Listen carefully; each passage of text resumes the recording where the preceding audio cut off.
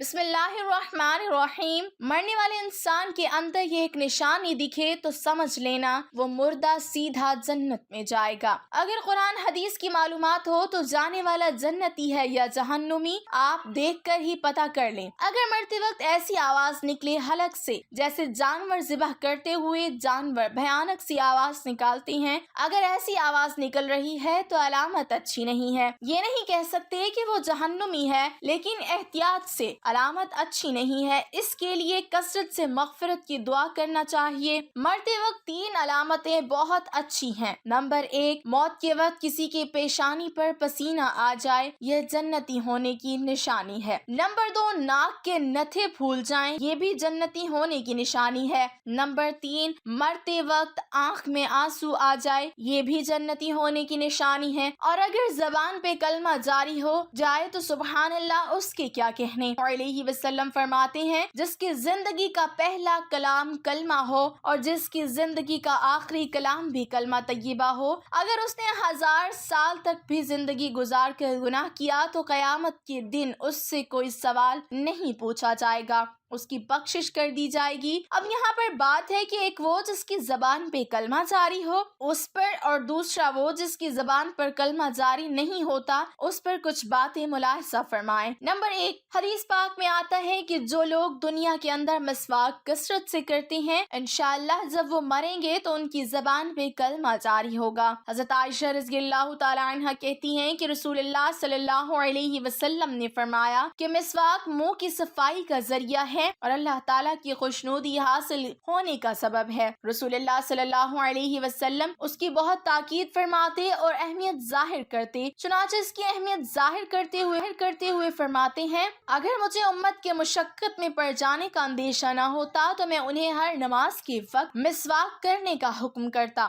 حضرت عائشہ رضی اللہ تعالی عنہ کہتی ہیں کہ جو نماز مسواک کر کے پڑھی گئی وہ بغیر مسواک والی نماز سے 70 گنا ثواب میں بڑھی ہوتی ہے۔ نمبر 2، جو ہمیشہ باوضو رہتے ہیں مرتے وقت ان کی زبان پہ کلمہ جاری ہو گیا۔ حضرت انس رضی اللہ تعالی عنہ فرماتے ہیں حضور اکرم صلی اللہ علیہ وسلم نے فرمایا انس اگر تم سے ہو سکے کہ ہمیشہ باوضو رہو تو ایسا کر لو، کیونکہ ملک الموت جب کسی ایسے بندے کی روح قبض کرتے ہیں جو باوضو ہو اس بندے کی موت شہادت کی موت لکھی جاتی ہے۔ نمبر 3، ماں باپ کا فرما بردار۔ ایک دفعہ کا ذکر ہے کہ ایک نوجوان لڑکے کا انتقال ہو رہا تھا، اصحاب مصطفیٰ صلی اللہ علیہ وسلم اس کے سرہانے جلوہ گر تھے اور کلمے کی تلقین کر رہے تھے، لیکن اس کی زبان پہ کلمہ نہیں آ رہا تھا، تو صحابہ کرام نے ایک بندے کو اللہ کے رسول صلی اللہ علیہ وسلم کی بارگاہ میں بھیجا اور کہا کہ حضور سے پوچھو کہ اس کی زبان پہ کلمہ کیوں نہیں آ رہا ہے، تو اللہ کے رسول صلی اللہ علیہ وسلم تشریف لائے اور آپ صلی اللہ علیہ وسلم نے کلمے کی تلقین کی، تو اس جوان نے کہا یا رسول اللہ میری زبان پہ کلمہ نہیں آ رہا، میں اس کی طاقت نہیں رکھتا کہ کلمہ پڑھوں، تو آپ صلی اللہ علیہ وسلم نے پھر فرمایا کہ اس کی ماں حیات ہے، تو لوگوں نے کہا ہاں، تو کہا بلاؤ اس کو۔ اس کی ماں کو بلایا گیا تو پوچھا کہ تو اس سے راضی ہے کہ ناراض ہے؟ اس کی ماں نے کہا کہ میں اس سے ناراض ہوں، تو آپ صلی اللہ علیہ وسلم نے فرمایا اگر میں آگ جلاؤں اور تیرے بیٹے کو اس میں زندہ ڈالنے کی بات کروں تو کیا تو اس کو معاف نہیں کرے گی؟ عرض کی یا رسول اللہ میں بالکل معاف کر دوں گی، تو فرمایا پھر معاف کر دے مجھے اور اللہ کو گواہ بنا کر۔ اس خاتون نے کہا کہ میں نے آپ کو اور اللہ کو گواہ بنا کر اپنے بیٹے کی غلطی کو معاف کر دیا۔ ادھر اس کی ماں نے اس کو معاف کیا، ادھر آپ صلی اللہ علیہ وسلم نے فرمایا کلمہ پڑھو، تو اس نے کلمہ پڑھا لا الہ الا اللہ محمد رسول اللہ، اور اس کی روح نکل گئی۔ اللہ کے نبی صلی اللہ علیہ وسلم نے فرمایا اللہ نے میرے صدقے اس کو جنت عطا فرما دی۔ اس سے پتہ چلا کہ جو ماں باپ کا دل دکھاتے ہیں ان کی زبان پہ مرتے وقت اس وقت تک کلمہ نہیں آئے گا جب تک اس کے ماں باپ اسے معاف نہ کر دیں،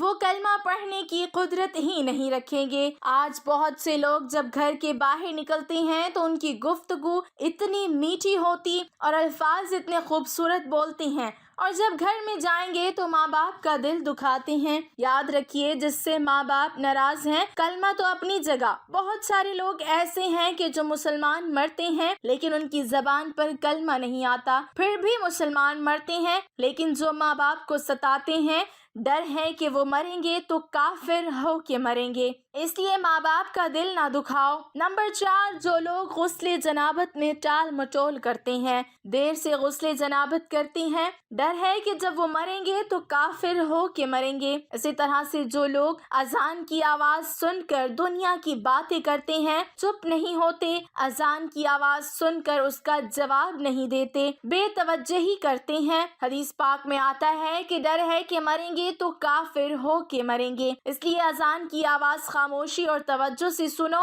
اور اس کے جوابات دو. اذان کا جواب دینا تاکیدی سنتوں میں سے ایک سنت ہے. فقہاء نے اس کو واجب قرار دیا ہے. حضرت انس بن مالک سے روایت ہے کہ رسول اللہ صلی اللہ علیہ وسلم طلوع فجر کے وقت دشمنوں پر حملہ کرتے تھے اور کان لگا کر آواز سنتے. اگر آپ صلی اللہ علیہ وسلم اذان سنتے تو حملہ کرنے سے رک جاتے، ورنہ حملہ کر دیتے. ایک مرتبہ آپ صلی اللہ علیہ وسلم نے ایک شخص کو اللہ اکبر کہتے سنا تو رسول اللہ صلی اللہ علیہ وسلم نے فرمایا یہ مسلمان ہے. پھر اس نے اشہد ان لا الہ الا اللہ، اشہد ان لا الہ الا اللہ کہا تو رسول اللہ صلی اللہ علیہ وسلم نے فرمایا وہ جہنم سے آزاد ہو گیا. اس کے بعد جب لوگوں نے دیکھا تو وہ بکریوں کا چرواہا تھا. ناظرین، موت کے وقت عالم سکرات میں کلمہ طیبہ نصیب ہونا موت کی سختیوں کو دور کرتا ہے. کلمہ پڑھنے سے خاتمہ ایمان پر ہوتا ہے،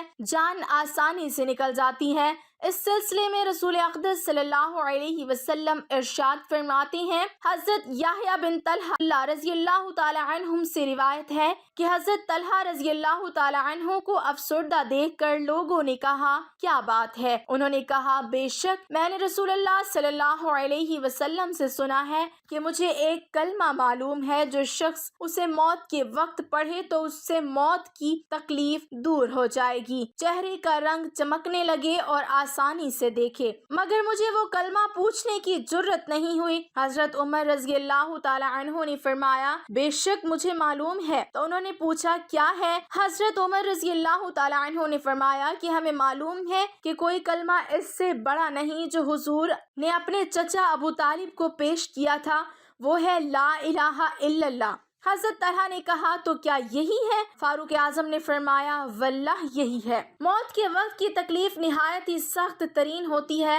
فرمایا گیا کہ جسم پر 340 تلوار کی ضربیں لگائی جائیں تو اتنی تکلیف نہیں ہوتی جتنی جسم سے روح نکلتے وقت ہوتی ہے. کلمہ طیبہ یعنی لا الہ الا اللہ محمد رسول اللہ صلی اللہ علیہ وسلم موت کے وقت ہونے والی تکلیف سے نجات کا ذریعہ ہے. لہٰذا کلمہ طیبہ کے ورد کی عادت بنا لیں تاکہ مرتے وقت موت کی تکلیف سے نجات مل جائے. اللہ عز و جل ہم سب کو موت کی تکلیف سے محفوظ رکھے اور ایمان پر موت نصیب فرمائے، آمین. ناظرین، کمنٹ باکس میں اللہ تعالیٰ کے 99 ناموں میں سے ایک نام ضرور